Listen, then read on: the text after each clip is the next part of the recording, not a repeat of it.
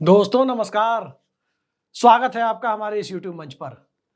दोस्तों, लोकसभा चुनाव खत्म होने के बाद जब भारतीय जनता पार्टी केंद्र में बैसाखियों वाली सरकार बनाने पर मजबूर हुई और उस सरकार की उल्टी गिनती, उस सरकार की मियाद को लेकर जब आमतौर पर चर्चाएं होती है, तो सबसे पहले क्या भाजपा समर्थक, क्या भाजपा विरोधी, सब लोग एक बात पर एकमत होते हैं कि महाराष्ट्र के चुनाव तक तो सरकार चल जाएगी और उस चुनाव के बाद इस सरकार का क्या होगा उसको लेकर कोई कुछ बता पाने की स्थिति में नहीं होता।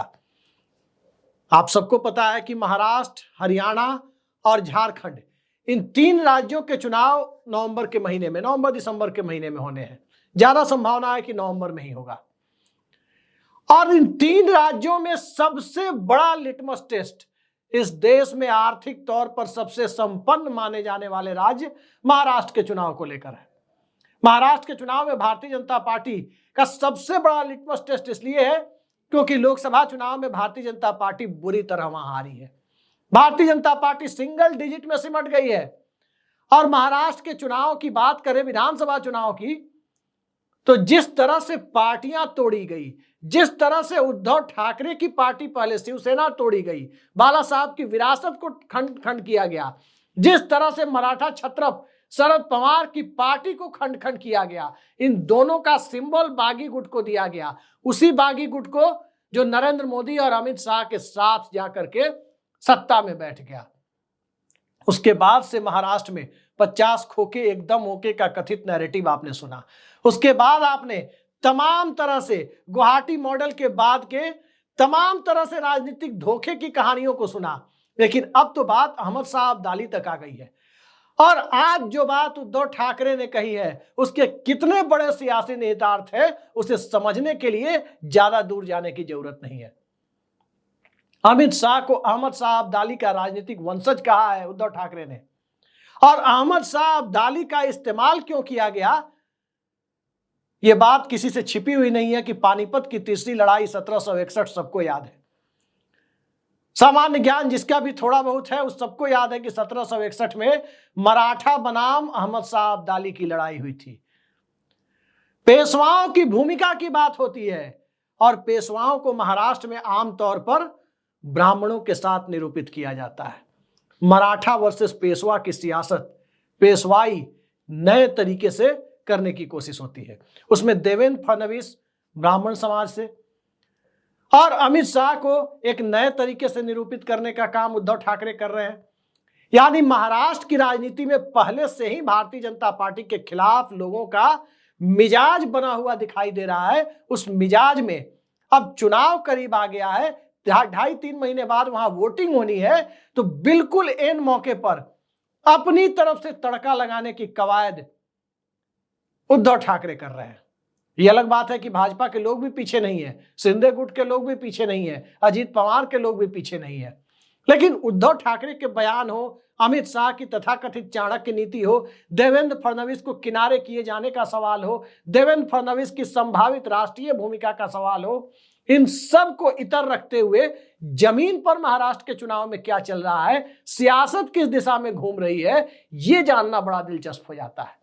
और यह जानना इसलिए दिलचस्प हो जाता है क्योंकि महाराष्ट्र की राजनीति आप जानते हैं कि जैसे दिल्ली में एनडीए बनाम इंडिया अलायंस बनी हुई है, उसी तरह महाराष्ट्र में एनडीए का क्षेत्रीय स्वरूप महायुति जो अभी सत्ता में है और इंडिया का क्षेत्रीय स्वरूप महाविकास आघाड़ी जो अभी विपक्ष में है, इन दोनों के बीच सिमटता हुआ नजर आ रहा है।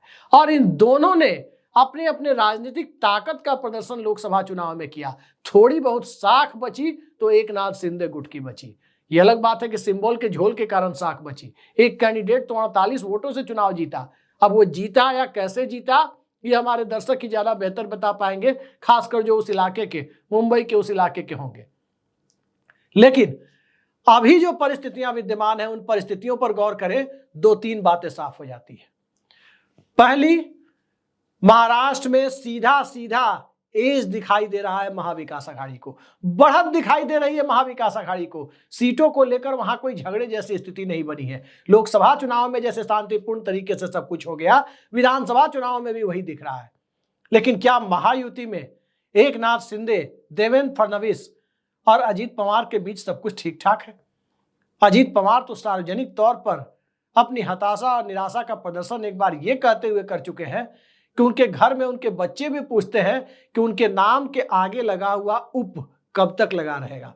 वो कई सालों से कई मुख्यमंत्री बने, उसमें जाकर वो उप मुख्यमंत्री बन जाते हैं। उप हटेगा तो मुख्यमंत्री बनेंगे, लेकिन अब तो पार्टी और विधायकी बचने की नौबत है कि बचेगी या नहीं बचेगी। लोकसभा चुनाव में उनके गुट को केवल 1 सीट मिली, 1 सीट। वहीं उनके चाचा शरद पवार, जिनकी पार्टी को तोड़ा गया, जिनका सिंबल अजीत पवार गुट को मिला, उस पार्टी ने 10 सीटों पर ही चुनाव लड़ा, लेकिन 8 सीटें जीत गई। तो महाराष्ट्र की राजनीति में जो चल रहा है उसमें सबसे पहले बात करते हैं महायुति के अंदर क्या खेल चल रहा है। महायुति में सबसे लेटेस्ट एंट्री हुई थी अजीत पवार की। अजीत पवार की पार्टी का प्रदर्शन मैंने आपको लोकसभा चुनाव के आधार पर बता दिया कि बस खाता खुल गया एक। और अब उनके विधायकों का दबाव अजीत पवार पर है कि जाएं तो कहां जाएं। जनता के बीच सवाल पूछा जा रहा है कि ये तो धोखा देने वाले लोग हैं। शरद पवार अपनी पार्टी में लेने के लिए तैयार नहीं है। शरद पवार और सुप्रिया सुले की पूरी रणनीति नए लोगों को टिकट देकर, लॉयल लोगों को शरद पवार के साथ, सुप्रिया सुले के साथ, रोहित पवार के साथ निष्ठा रखने वाले लोगों को विधानसभा पहुंचाने की है। तो वहां एंट्री की गुंजाइश मिल नहीं रही, इधर से जीतने की संभावना बन नहीं रही। टिकट के लिए अलग से लोचा है कि टिकट मिलेगा या नहीं मिलेगा। सब के सब अजीत पवार पर अंदर ही अंदर गर्म होते हुए दिखाई दे रहे हैं। अब अजीत पवार के साथ तो आ गए थे, अब ईडी का डर था या कुछ और लालच था, जिस वजह से भी हो, ज्यादातर तो ईडी से पीड़ित लोग ही थे, वो उनके साथ आ गए थे। लेकिन साथ आने के बाद, सत्ता सुख भोगने के बाद विधायकी बचाने का सवाल जब आ गया, जब आगे के सत्ता सुख का सवाल आ गया, तो अजीत पवार ही अपने गुट के लोगों के बीच कहीं वो विलेन तो नहीं बन रहे हैं। बड़ा महत्वपूर्ण सवाल है। अब उससे आगे बढ़कर देखते हैं शिंदे गुट में क्या चल रहा है। शिंदे गुट को लोग कमजोर मान रहे थे। स्वाभाविक है कि उद्धव ठाकरे की पार्टी की जो ताकत है, शिवसेना यूबीटी की, उस ताकत के सामने एकनाथ शिंदे की ताकत बहुत ज्यादा नहीं है। लोकसभा चुनाव में सिंबल की वजह से, पार्टी के चुनाव चिन्ह की वजह से बहुत लोगों तक उद्धव ठाकरे अपने चुनाव चिन्ह को पहुंचा नहीं पाए थे, जिस वजह से इन्हें 7 सीटें मिल गई। लेकिन इसका मतलब यह नहीं है कि इसके पास, एकनाथ शिंदे गुट के पास जनाधार बहुत बड़ा हो। और जब जनाधार बहुत बड़ा उनके पास नहीं है, तो एक अलग तरह का खेल भी वहां पर चलता है। खेल क्या है कि जनाधार हो या ना हो, नंबर तो है, 7 लोग तो जीत के आए। उनकी पार्टी में भी वही चिंता है जो अजीत पवार गुट के विधायकों में है, एनसीपी अजीत पवार गुट के विधायकों में वही चिंता एकनाथ शिंदे गुट में है। लेकिन एकनाथ शिंदे के विधायकों की जो मीटिंग होती है, और जो मीटिंग से अंदरूनी सूत्रों के माध्यम से जो हम पत्रकारों तक खबर आती है, उस खबर पर यकीन करें तो अजीत पवार गुट की तरह वो हताशा की स्थिति में नहीं है। एकनाथ शिंदे अपने समर्थकों को साफ साफ संदेश दे रहे हैं कि उनकी ट्यूनिंग देवेंद्र फडणवीस से नहीं है, उनकी ट्यूनिंग नागपुर या मुंबई से नहीं है, उनकी ट्यूनिंग पुणे से नहीं है, उनकी ट्यूनिंग गुजरात लॉबी से है, उनकी ट्यूनिंग सीधे सीधे अमित शाह से है। वो साफ साफ वो ये बात कह रहे हैं अपने समर्थकों को कि कौन, देवेंद्र फडणवीस क्या बोलते हैं, विनोद तावड़े क्या बोलते हैं, महाराष्ट्र यूनिट बीजेपी की क्या बोलती है, अजीत पवार क्या बयान देते हैं, उस पर ध्यान देने की जरूरत नहीं है। दिल्ली को एकनाथ शिंदे के 7 सांसदों की जरूरत है, और 7 सांसदों की जरूरत है तो दिल्ली को जितना झुकाने की जरूरत है उतना झुकाने में एकनाथ शिंदे कामयाब है। लेकिन सवाल यह उठता है कि बीजेपी किस स्थिति में है। बीजेपी की स्थिति दरअसल यही है कि जो भी खेल गुवाहाटी मॉडल के माध्यम से 2022 में हुआ, जनता उसके लिए बीजेपी को जिम्मेदार मानती है। पहले विधायक सूरत गए, शिवसेना के उद्धव ठाकरे के विधायक सूरत गए, फिर सूरत से गुवाहाटी पहुंचाए गए। सूरत यानी गुजरात में भी भाजपा सरकार, गुवाहाटी में भी हिमंता बिस्व शर्मा की भाजपा सरकार। हिमंता बिस्व शर्मा ने इन बागी विधायकों से जाकर मुलाकात भी की थी। सब कुछ कैमरे के सामने लोगों को दिख रहा था कि पर्दे के पीछे से नहीं, बल्कि पर्दा हटाकर सरेआम इस खेल का हिस्सा कौन है। तो जब खेल का हिस्सा भारतीय जनता पार्टी बनी, तो जो नुकसान लोकसभा में हुआ, अगर कुछ टिकट बंटवारा और अच्छे से हुआ होता तो जो 9 सीटें आई हैं वो भी शायद नहीं मिल पाती बीजेपी को। नितिन गडकरी को अपने क्षेत्र में समय देना पड़ा। तो हालात भारतीय जनता पार्टी के लिए यह है कि क्या वो 50 के आंकड़े पर विधानसभा में पहुंच पाएगी, चाहे इलाका विदर्भ का हो, चाहे इलाका मराठवाड़ा का हो, चाहे इलाका कोंकण का हो, चाहे मुंबई पुणे बारामती का हो, चाहे इलाका खानदेश का हो।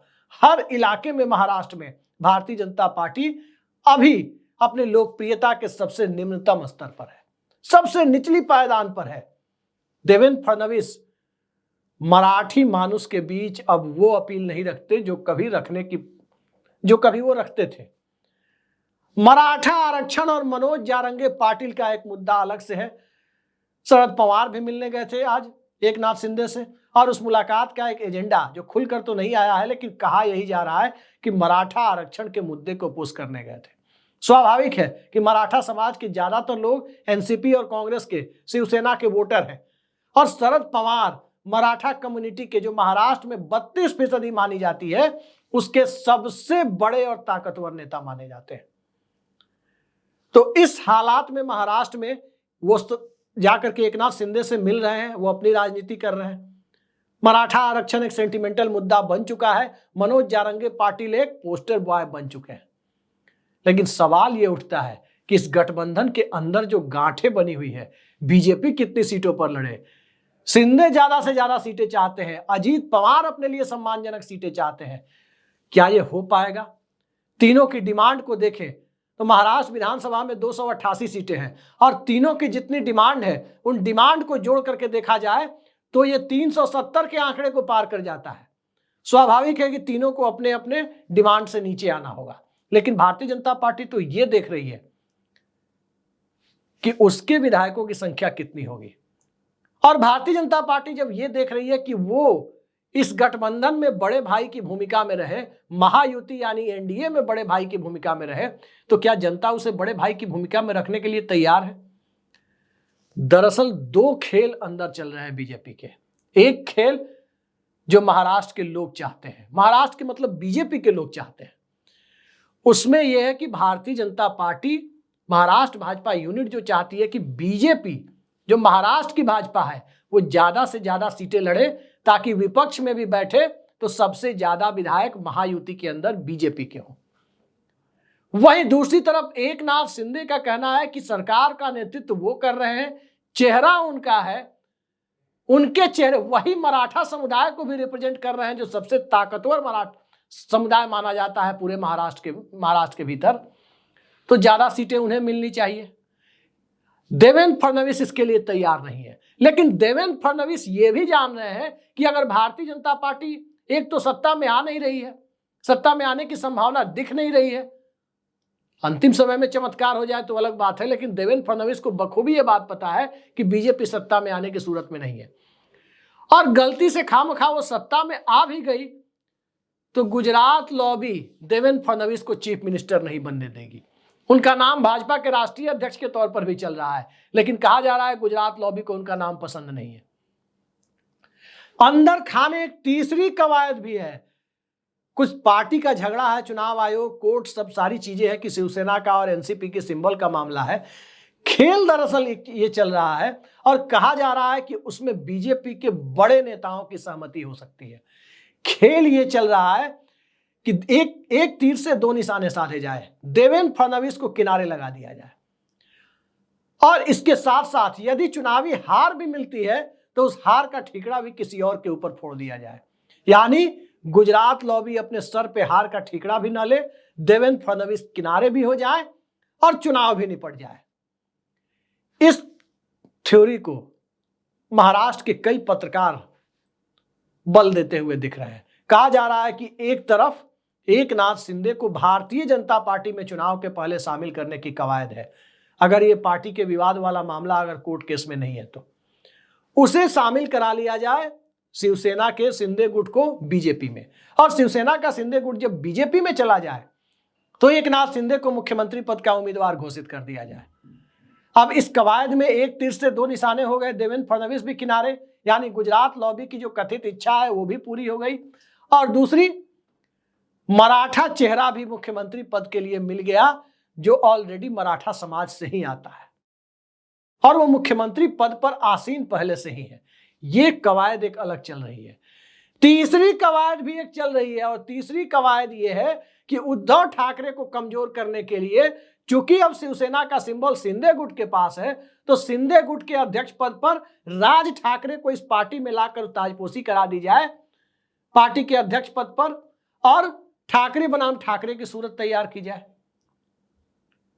तमाम थ्योरियां मैंने आपको महाराष्ट्र की राजनीति की बता दी कि अंदर खाने कौन कौन सी सा खेल चल रहा है, लेकिन महाराष्ट्र के जनमानस की जो स्थिति है, खासकर मराठा आरक्षण और गुवाहाटी मॉडल की सरकार बनने के बाद, इन दोनों मुद्दों के केंद्र में आने के बाद जो स्थिति है महाराष्ट्र में, उस परिस्थिति में साफ दिखाई देता है कि जितने ज्यादा प्रयोग की तरफ बीजेपी जाएगी, उतना ज्यादा राजनीतिक तौर पर वो उसकी सीटों की संख्या, उसके वोटों का प्रतिशत कम होता जाएगा, क्योंकि जनता बहुत एक्सपेरिमेंट देख चुकी है। और दूसरी तरफ इसके ठीक उलट देखें तो ठीक उलट स्थिति यह है कि शरद पवार और उद्धव ठाकरे, मतलब एनसीपी और शिवसेना, इन दोनों के टूटे हुए गुट के नेता, साथ में कांग्रेस का समर्थन, ये दोनों नेता दरअसल सहानुभूति लहर पर सवार है।